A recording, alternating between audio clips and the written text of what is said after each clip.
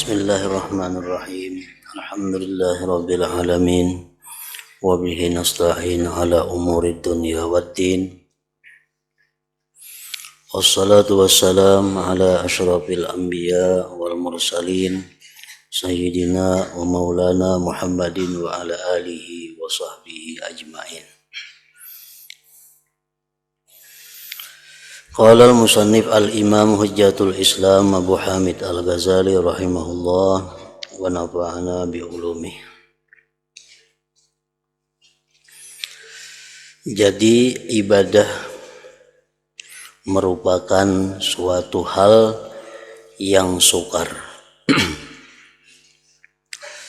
Merupakan suatu hal yang sukar pelaksanaannya, namun juga teramat penting.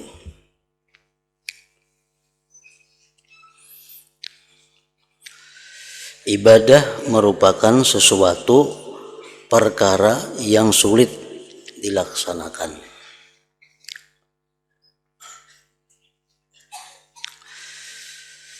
Ibadah itu sulit dilaksanakan pertama karena bertentangan dengan nafsu manusia.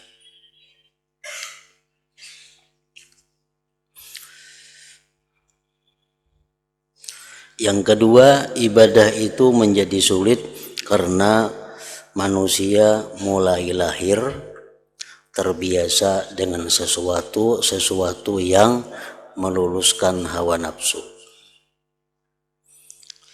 Manusia mulai lahir terbiasa makan, minum, guring. Ibadah itu sulit karena banyaknya halangan rintangan baik dari dalam diri seseorang maupun dari luar diri seseorang. Jadi ibadah merupakan sesuatu hal yang sukar pelaksanaannya, namun juga teramat penting. Tapi ibadah itu sangat penting. Kenapa ibadah itu penting? Karena hanya ibadahlah yang bisa mendatangkan kepada kita rahmat Allah Subhanahu wa ta'ala. Yang dengan rahmat Allah ta'ala itu kita bisa terhindar daripada siksaan api neraka. Dengan rahmat Allah itu kita bisa masuk ke dalam surga. Itu mesti ibadah. Inna rahmatullah qaribun minal muhsinin. Rahmat Allah itu dekat kepada orang-orang yang baik. Orang-orang yang baik itu adalah orang-orang yang beribadah mengabdi kepada Allah Subhanahu wa ta'ala. Dan lagi pentingnya ibadah itu adalah merupakan jati diri manusia. Karena dasar penciptaan manusia itu seperti yang disebutkan minggu dahulu adalah untuk ibadah. Manusia yang tidak beribadah itu kehilangan jati dirinya, kehilangan manusianya. Karena Allah menciptakan manusia itu untuk mengabdi kepadanya. Nah, karena ibadah tadi sulit pelaksanaannya, oleh sebab itu jarang sekali orang yang bertujuan ibadah. Sedikit sekali orang-orang nang mau beribadah itu karena sulit.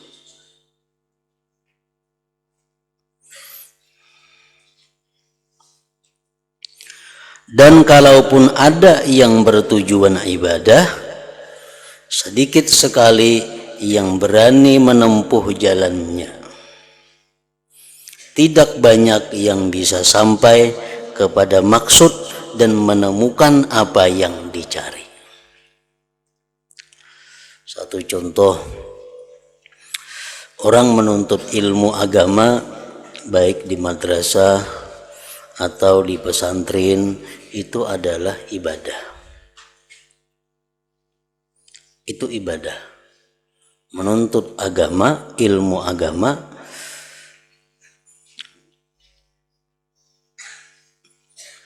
di sekolah-sekolah agama yang khusus belajar tentang agama itu merupakan satu ibadah. Nah, sangat sedikit sekali orang-orang yang mau belajar khusus untuk agama itu. Kita banding aja orang-orang yang belajar ilmu agama secara khusus lawan orang-orang yang belajar ilmu yang bukan agama, pasti banyak orang yang belajar ilmu bukan agama. Karena ilmu agama itu mempelajarinya adalah suatu ibadah. Ibadah itu sulit, ibadah itu sukar pelaksanaannya, dan sedikit orang yang mau melaksanakannya. Nang sedikit melaksanakan itu pun banyak nang kada sampai kepada tujuannya. Artinya putus di tengah jalan. Orang sekolah pesantren, semestinya sekolah pesantren itu 6 tahun atau 7 tahun hanya tamat. Masuk sekolah pesantren, artinya sudah melakukan suatu ibadah karena menuntut ilmu agama secara khusus. Nah, di antara sekian banyak yang masuk itu hanya sedikit sekali yang bisa menyampaikannya kepada akhir pendidikan. Hanya sedikit sekali yang bisa sampai tamat. Kenapa? Karena sulit. Yang mampu menjalankan ibadah itu adalah orang-orang tertentu yang dipilih oleh Allah Subhanahu wa Ta'ala.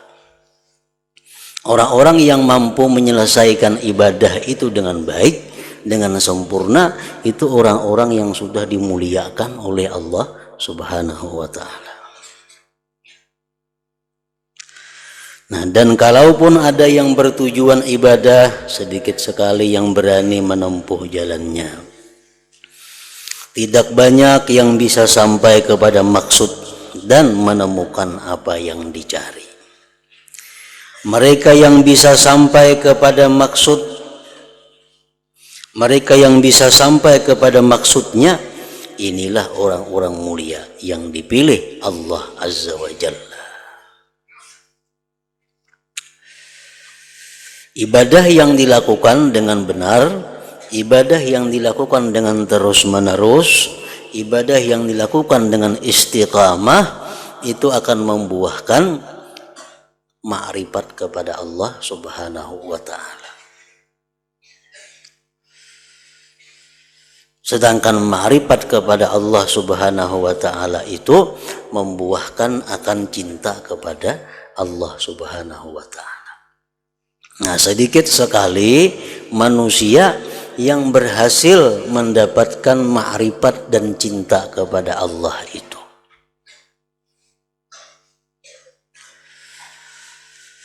Mereka yang bisa sampai kepada maksudnya inilah orang-orang mulia yang dipilih Allah Azza wa Jal untuk dapat ma'rifat kepadanya dan mencintainya. Nah, jadi padahal tujuan ibadah itu adalah untuk mengenal Allah.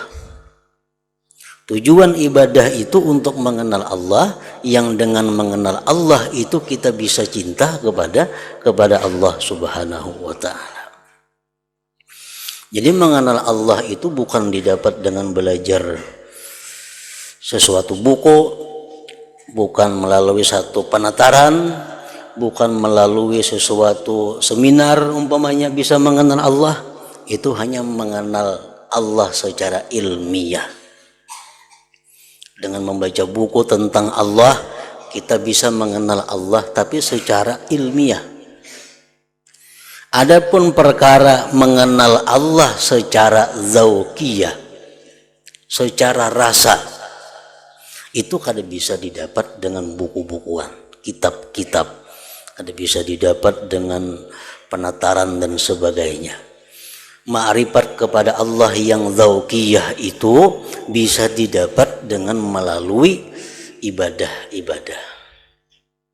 Orang yang selalu menunaikan apa yang dipardukan oleh Allah, orang yang selalu menjauhi apa yang dilarang Allah, orang yang selalu mendekatkan diri kepada Allah dengan yang sunat-sunat, akhirnya dia adalah dicintai oleh Allah. Nah, kalau sudah orang itu dicintai oleh Allah, Allah baru memberikan cahaya makrifat ke dalam hati orang tersebut. Nah, jadi sangat sedikit orang-orang yang mencapai makrifat dan mahabbah kepada Allah itu. Karena jalannya ibadah. Ibadah itu sulit, sukar pelaksanaannya.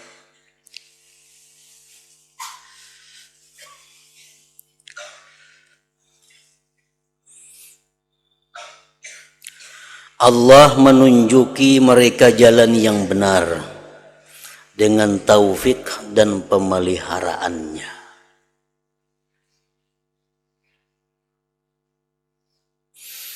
Kemudian dengan anugerahnya Allah menyampaikan mereka kepada keridhaan dan surganya.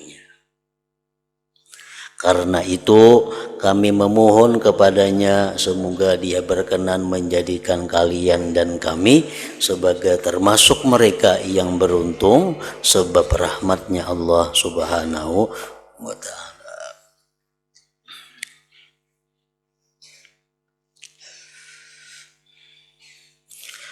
Demikianlah,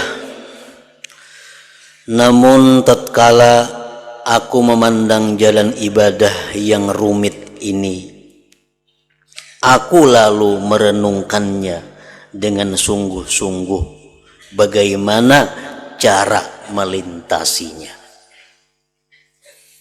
Jadi ibadah adalah sesuatu yang sulit, ibadah sesuatu yang sukar pelaksanaannya. Lalu Imam Ghazali beliau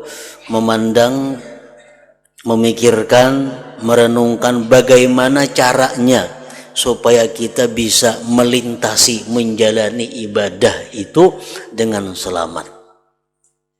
Bagaimana kita bisa melaksanakan ibadah itu dengan terus-menerus, dengan istiqamah.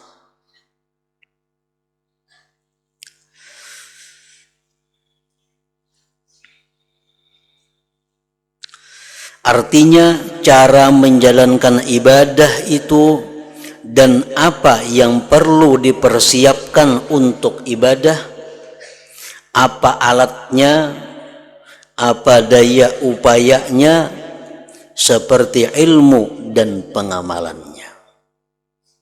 Karena satu ibadah itu bisa sempurna, bisa baik, sehingga diterima Allah Subhanahu wa ta'ala, banyak mempunyai persyaratan-persyaratan yang mesti dipenuhi. Ada satu ibadah yang bila kita laksanakan hanya berhasil, hanya berfaedah menggugurkan tuntutan, tapi belum bisa mencapai atau mendapatkan satu keuntungan lain seperti pahala. Orang sembahyang 2 rakaat sempurna dengan syarat dan rukunnya, tapi orang itu memakai pakaian yang tidak halal umpamanya. Nah, sembahyang 2 rakaat itu adalah satu ibadah yang dia laksanakan yang berfaedah hanya sekedar menggugurkan perintah. Apakah kita dapat pahala? Apakah ibadah itu bisa dijadikan simpanan yang kita nikmati nantinya di akhirat? Itu belum bisa. Karena Allah Thayyib, Allah itu sesuatu yang baik, Allah tidak menerima kecuali yang baik. Ibadah dengan benar tapi di badannya ada sesuatu yang tidak halal, itu belum merupakan ibadah yang baik. Allah kada bisa menerima sesuatu yang belum baik itu.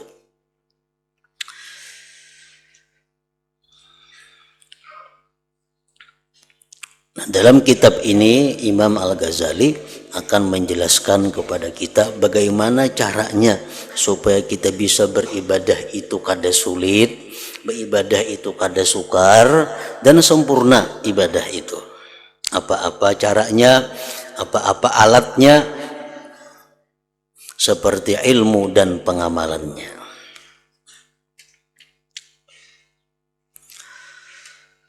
Barangkali lantaran pertolongan Allah seseorang bisa melalui jalan ibadah dengan selamat dan tidak terputus di tengah perjalanan ibadah yang gawat itu.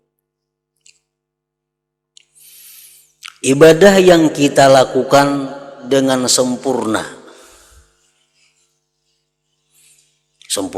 baik, belum tentu itu bisa kita nikmati ganjarannya di akhirat. Karena bisa-bisa di pertengahan jalan ibadah yang sudah sempurna tadi menjadi hilang, menjadi gugur karena tingkah laku atau akhlak kita.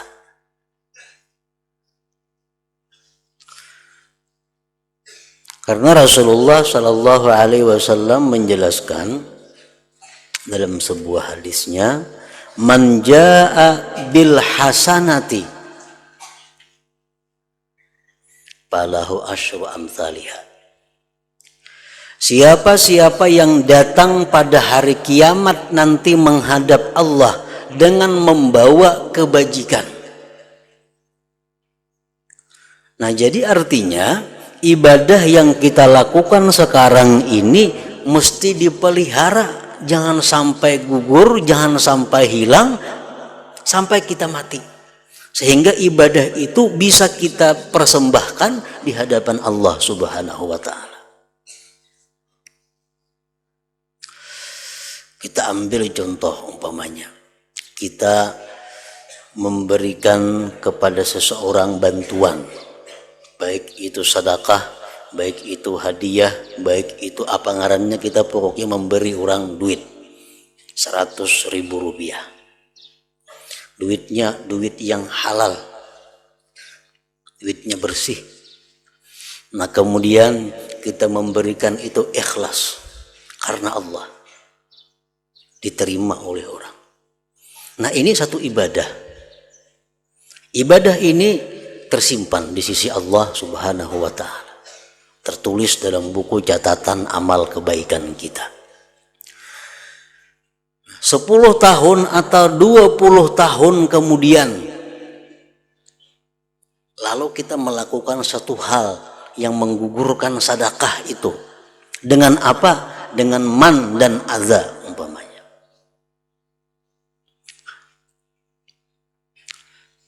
10-20 tahun berikutnya kita berkisah-kisah lawan orang.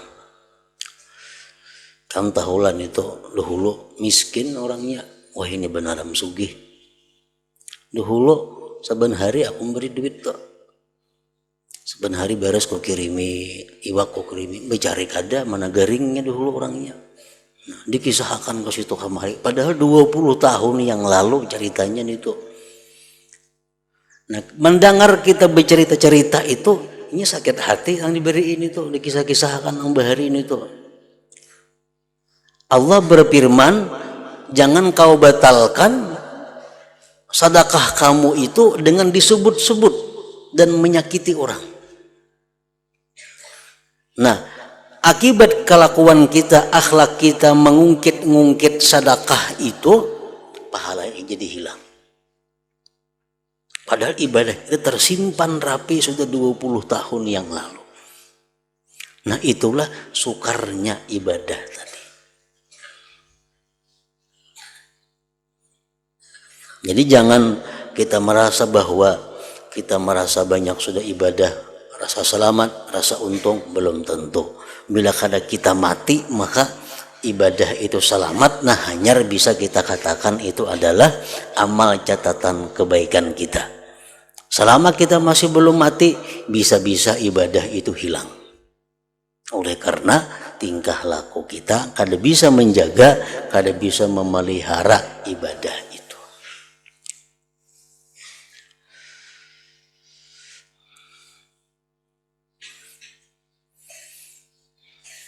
Apalagi yang menggugurkan, contohnya menyesal berbuat ibadah. Kita beribadah sudah selesai, padahal ibadah yang kita lakukan itu sempurna, baik, diterima di sisi Allah. Suatu hari di belakang hari, kenapa kita menyesal melakukan ibadah itu? Menyesal benar aku. Semalam itu aku melakukan itu, jakanya keadaan itu aku dapat keuntungan nang ganal benar. Nah, menyesal. Dengan disesali satu ibadah, hilang sudah ibadahnya.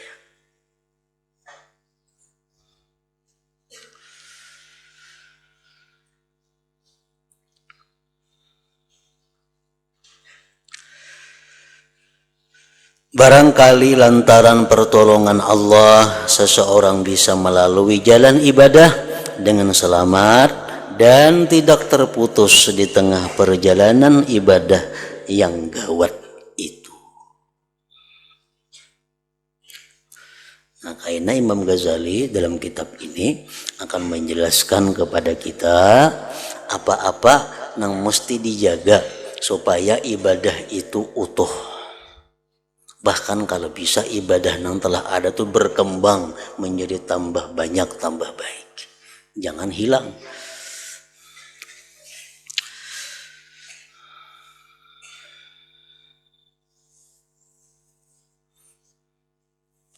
Mudah-mudahan Allah Subhanahu wa Ta'ala berkenan melindungi kita semua. Amin ya Rabbal Alamin. Maka aku pun, ujar Imam Ghazali, menyusun kitab-kitab yang menerangkan cara melintasi jalan ibadah tersebut. Seperti kitab Ihya Ulumuddin, kitab Al-Qurbah Ilallah, dan sebagainya. Kitab-kitab ini memuat ilmu yang terperinci. Dalam Ihya Ulumuddin itu lengkap. Lagi pula cukup sulit dipaham oleh orang awam, orang banyak. Sehingga banyak orang mencela kitab-kitab ini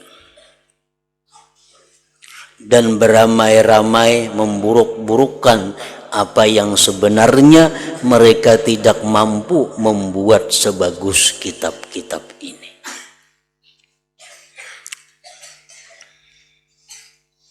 Tetapi hal semacam itu tidak aneh, ujar Imam Ghazali. Kitab yang kususun, yang kukarang itu dicela orang, dimaki-maki orang, itu kada aneh. Adakah kalam yang keindahannya dan kebagusannya melebihi firman Allah Ta'ala, Tuhan sekalian alam? Pasti tidak. Kalam yang paling baik adalah kalam Allah, Al-Quran. Tidak ada kalam sehebat Al-Quran.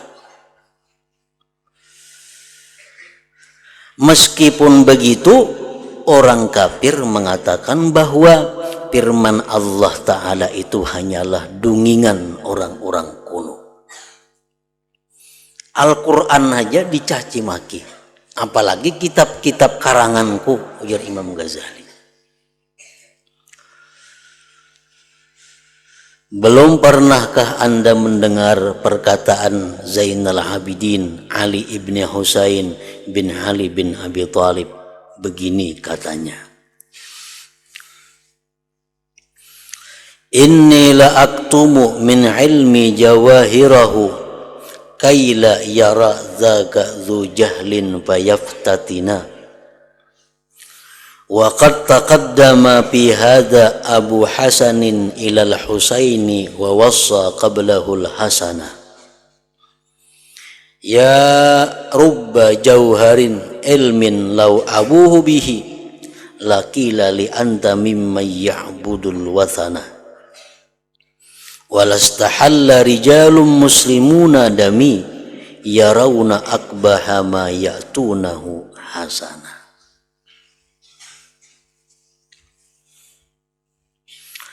Artinya aku benar-benar menyembunyikan mutiara ilmuku, ujar Imam Ali Zainal Abidin. Ilmu-ilmu yang hebat, ilmu-ilmu yang luar biasa, ilmu-ilmu yang ganjil, itu ujar Sidin sengaja kusembunyikan. Artinya kada kubicarakan di depan umum,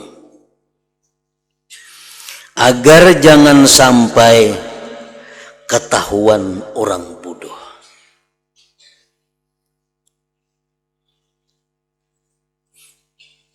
Agar jangan sampai ketahuan orang bodoh yang dapat mengakibatkan ia terkena fitnah. Kalau orang-orang bodoh dilajari ilmu-ilmu yang seperti itu, ilmu-ilmu yang dakikah, ilmu yang halus-halus, ghamidah yang dalam, itu mengakibatkan orang-orang yang bodoh tadi kena fitnah. Karena dia kadang mempaham sebenarnya apa yang dimaksud dengan ilmu yang halus-halus itu. Hal semacam ini bukan hanya terjadi pada diriku, tetapi terjadi pula pada ayah Hasan, yakni Ali bin Abi Thalib, sampai Al-Husain. Dan sebelum Al-Husain, Sayyidina Hasan pun telah memberikan wasiat. Wahai saudara-saudaraku, banyak ilmu yang bagaikan berlian.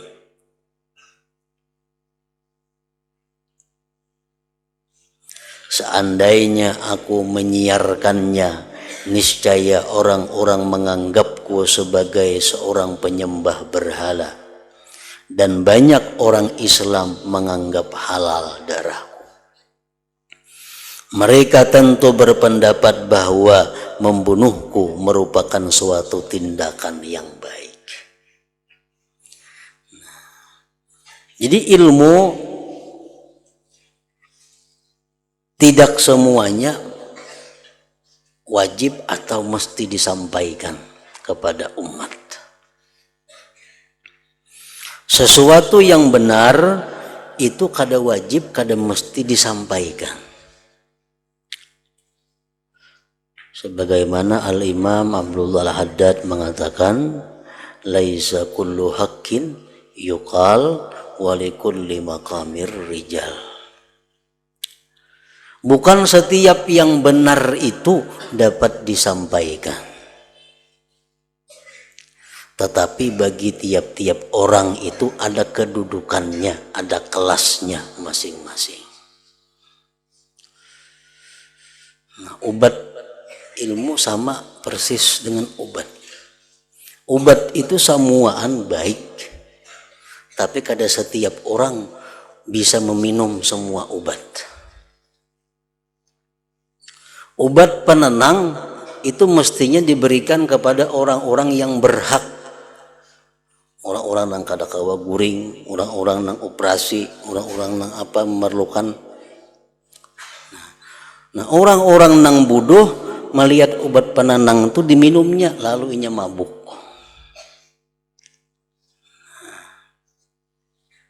Obatnya obat nang baik, tapi nang meminumnya ini orang nang lain kedudukannya.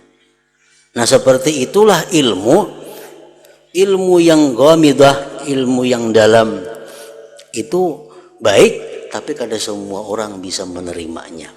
Barangkali kalau diberikan ilmu itu kepada orang tersebut, ini bisa kada bersembayangan lagi, bisa kada berpuasaan lagi. Kenapa? Karena makam kedudukan orang tersebut belum sampai untuk menerima ilmu yang halus, yang dalam seperti itu. Nah, itu yang dimaksud oleh Imam Zainal Abidin tadi.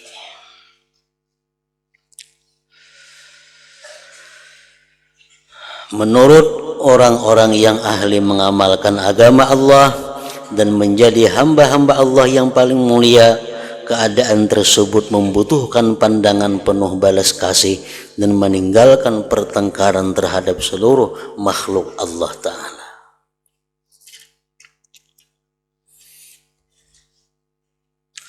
Kemudian aku merendahkan diri, ujar Imam Ghazali, memohon kehadapan Allah yang menguasai semua makhluk dan segala urusan mereka.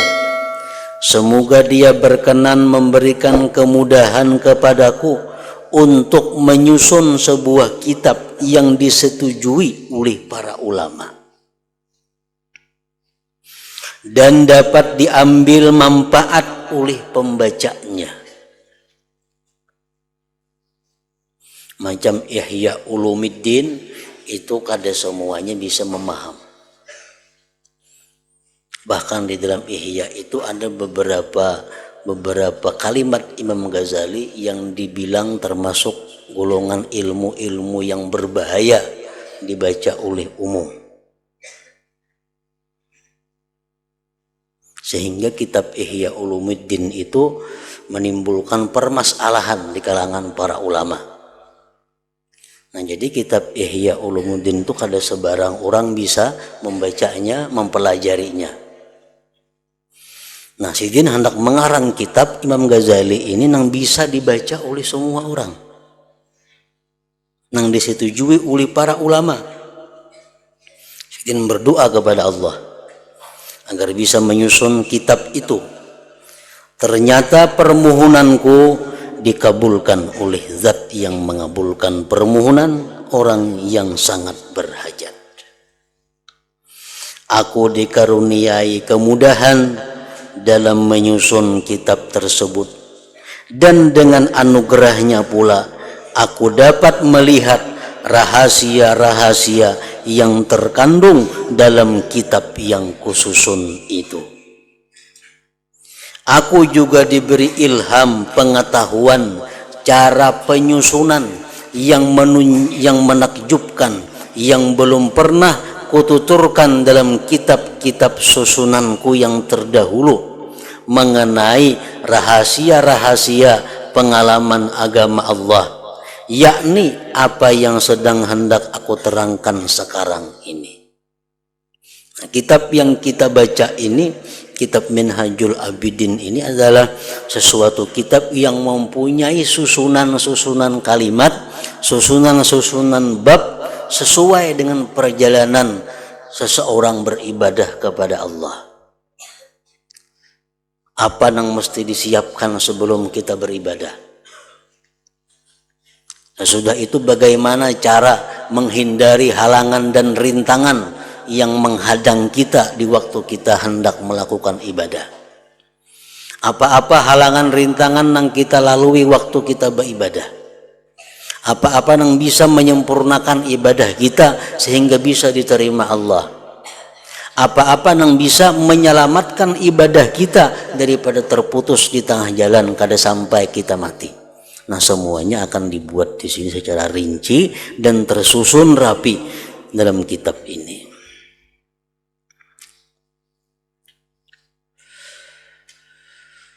Mudah-mudahan Allah Subhanahu wa Ta'ala memberikan taufik. Amin ya rabbal alamin. Ketahuilah bahwa pertama kali seorang hamba bergerak untuk beribadah dan menekuni jalannya adalah melalui buah pikiran yang datang dari langit, dari Allah Ta'ala, dan pertolongan khusus darinya.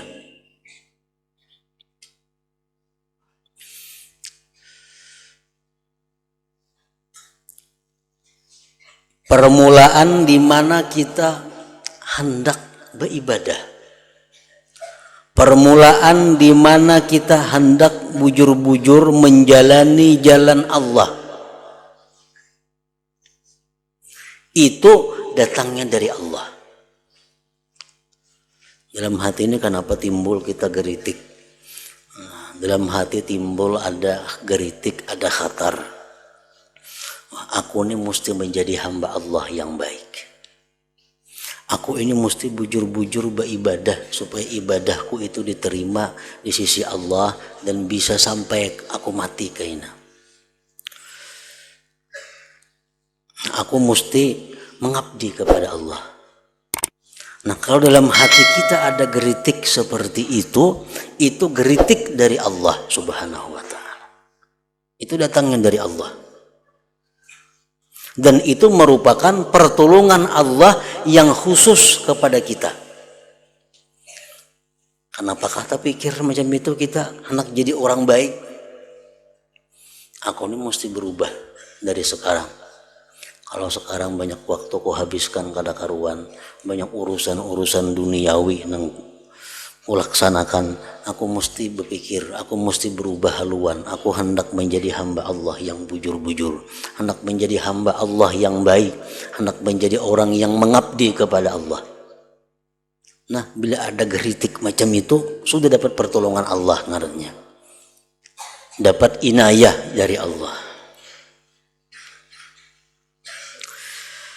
Itulah yang dikehendaki oleh firman Allah Subhanahu wa taala, afaman syarahallahu sadrahu lil Islam fahuwa ala nurim mir rabbih.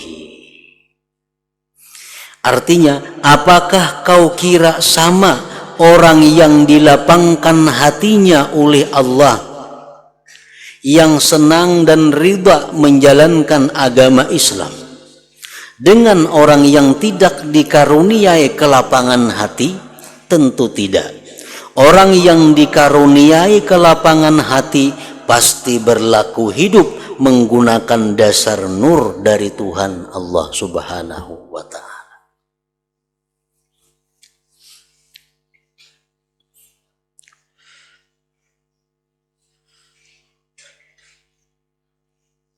Jadi ilham dari Allah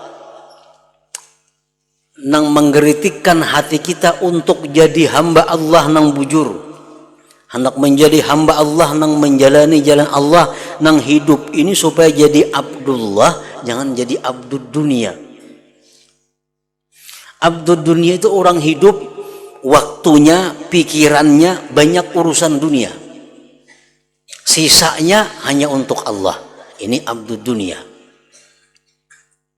Inya urusan nang apa aja, urusan agama, imbah tuntung urusan dunia maka. Nah, ini abdud dunia. Sembahyang imbah tuntung urusan dunia. Silaturahmi imbah tuntung urusan dunia. Samuaan urusan akhirat kebaikan terlaksana imbah selesai urusan dunia. Nah, ini orang abdud dunia ngarannya, bukan Abdullah, bukan hamba Allah. Orang yang benar-benar menjadi hamba Allah, yang mengabdi kepada Allah itu adalah orang-orang yang melaksanakan kegiatan dunia sesudah selesai mengabdi kepada Allah. Itu orang mengabdi. Nah, bila kita hendak mendapat pertolongan dari Allah, dimulai dengan adanya geritik hati tadi. Nang kita pikirkan kayak apa caranya supaya dapat pertolongan itu. Kadang-kadang orang sudah berumur 40 tahun, kada pernah lagi tergeritik dalam hati, aku ini hendak jadi hamba Allah nang bujur-bujur. Aku hendak mengabdi kepada Allah, urusan dunia nomor 2. Kadang-kadang orang sudah umur 60 tahun kada dapat lagi geritik hati seperti itu. Kada dapat inayah dari Allah ngarannya. Nah, inayah dari Allah itu kada akan datang sendirinya kalau kada diusahai, dipancing. Salah satu memancingnya itu dengan menghadiri majelis-majelis taklim. Nah, itu memancing untuk datangnya geritik dari Allah supaya kita ini terbuka hati untuk jadi hamba Allah nang bujur-bujur. Antara lain lagi minta doakan kepada para orang-orang saleh, tolong doa kepada orang-orang saleh. Nah, itu bisa mendatangkan pertolongan Allah.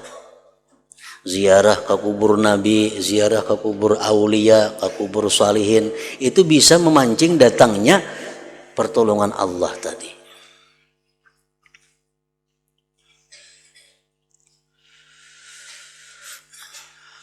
Buah pikiran dan pertolongan istimewa tersebut adalah yang diisyaratkan oleh Rasulullah sallallahu alaihi wasallam, innan nura idza dakhalal qalba infasaha wan syaraha.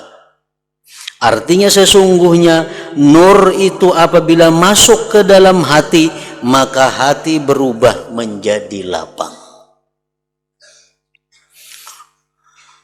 Kalau kita tadi dapat sudah geritik dari Allah, dapat pertolongan dari Allah, bahwa aku mulai saat ini aku sudah mesti merubah gaya hidup, merubah jalan hidup. Nang selama ini hidupku sudah banyak kucurahkan untuk dunia, aku mesti berubah, mesti banyak mengabdi kepada Allah. Nah, bila mana ada geritik seperti itu, berarti cahaya masuk ke dalam hati kita, dan hati kita akan lapang. Innan nur idza dakhalal qalba infasaha wa nasyaraha.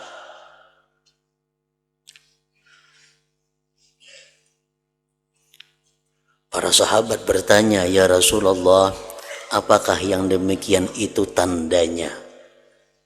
Apa tandanya wahai Rasulullah bahwa hati orang tersebut dimasuki cahaya? Apa tandanya wahai Rasulullah hati orang tersebut berubah haluan kepada mengabdi terhadap Allah?